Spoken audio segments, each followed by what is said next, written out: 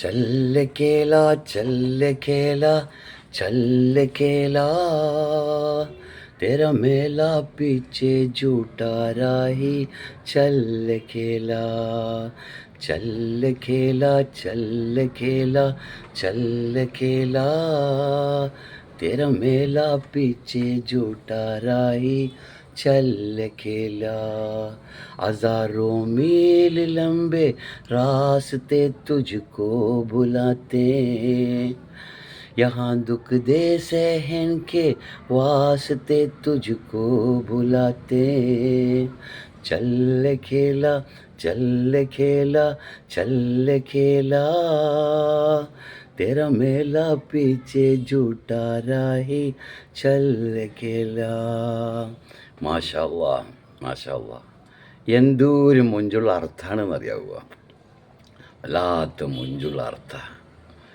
എന്തായാലും ഹയർ, ഞാൻ നിങ്ങളോട് ഇന്നലെ ഒരു ചോദ്യം ചോദിച്ചു, അതിൻ്റെ മറുപടി എനിക്കൊരാൾ തന്ന്. അയാൾക്ക് ഞാൻ ഗിഫ്റ്റ് അയച്ചു കൊടുത്ത്. ആരുമല്ല, നമ്മളെ ജ്യേഷ്ഠൻ നാസർ, അറിയാലോ. അപ്പോൾ ഞാൻ പറഞ്ഞ ചോദ്യം ഇതായിരുന്നല്ലോ, മനുഷ്യനിക്ക് ഏറ്റവും വലിയ അനുഗ്രഹം അള്ളാഹു തന്നത് ഏതാണ്?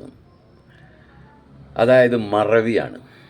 മറവി നിങ്ങൾ ആരോട് വേണമെങ്കിൽ ചോദിച്ചോ. മറവിയാണ് ഏറ്റവും വലിയ അനുഗ്രഹം. ഈ മറവി ഇല്ലായിരുന്നുവെങ്കിൽ ഇന്ന് ഞങ്ങളില്ല, ഞാനില്ല, നിങ്ങളും ഇല്ല. അതായത് ഒരു ഉമ്മ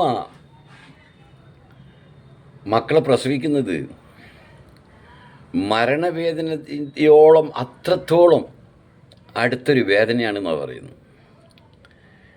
സുബ്ഹാനല്ലാഹ്, പ്രസവിച്ച് കഴിയുന്ന പടച്ചവൻ അത് മറച്ചു കൊടുക്കുന്നു, മറവി കൊടുക്കുന്നു.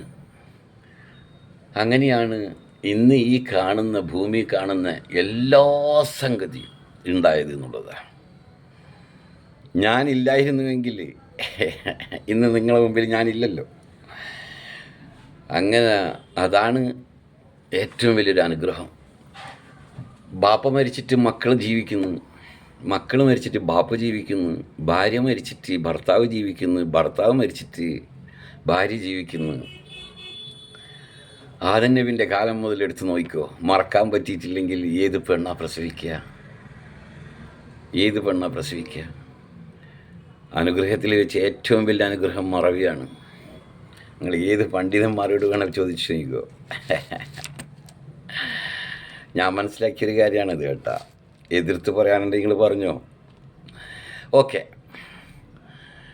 हजारों मील लंबे रास्ते तुझको बुलाते यहाँ दुख दे सहन को वास्ते तुझको बुलाते. എന്ത് മുഞ്ചുള്ള അർത്ഥ, എന്ത് മുഞ്ചുള്ള അർത്ഥ. എൻ്റെ ലോകം ഓരോരോ മനുഷ്യനും ആദം നബിൻ്റെ കാലം മുതൽ ഇവിടം വരെ പറയുന്നുണ്ട് ലോക അവസാനമുണ്ട്, ലോക അവസാനമുണ്ട്, ലോക അവസാനമുണ്ട്. ഓരോ മനുഷ്യനും ആ ഓരോ ലോകം അവസാനം കാണുന്നുണ്ടെന്നുള്ളതാണ്. അതായത് ഞാൻ മരിച്ചു കഴിയുമ്പോൾ എൻ്റെ ലോകാവസാനം ഞാൻ കണ്ട്. പിന്നെ എനിക്ക് പറയാനുള്ളത്, ഞങ്ങളെ മക്കളെയെല്ലാം നിങ്ങൾ റോട്ടിലാക്കിയില്ലേ. മണിപ്പൂരിൻ്റെ മക്കളെയും ഗുജറാത്തിൻ്റെ മക്കളെയും ആസാമിൻ്റെ മക്കളെയും ബീഹാറിൻ്റെയും കൽക്കത്തിൻ്റെയൊക്കെ മക്കളെ നിങ്ങൾ റോട്ടിലാക്കിയില്ലേ. ഈ കുട്ടികൾ ഒരു സമയം തിരിച്ചു വരാനുണ്ട്. ജോലിയില്ലാതെ എത്രയാ കൗമാരപ്രായക്കാരിന്ന് സമൂഹത്തിൽ. ഇവർ തിരിച്ചു വരും. പ്രതിപക്ഷമില്ലാത്തൊരു ഭരണം വരും. ആ ഭരണം രാഹുൽ ഗാന്ധിൻ്റെ ആയിരിക്കും. രാഹുൽ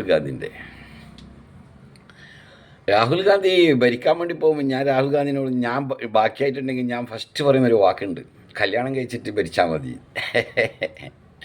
അറിയണോ, പെണ്ണിനെ അറിയണോ, മക്കളെ അറിയണോ. ഞങ്ങളെ അറബികൾക്കൊരു നല്ല സ്വഭാവമുണ്ട്.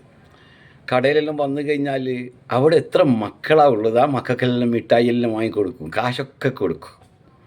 മക്കളൊരു മൊഞ്ച.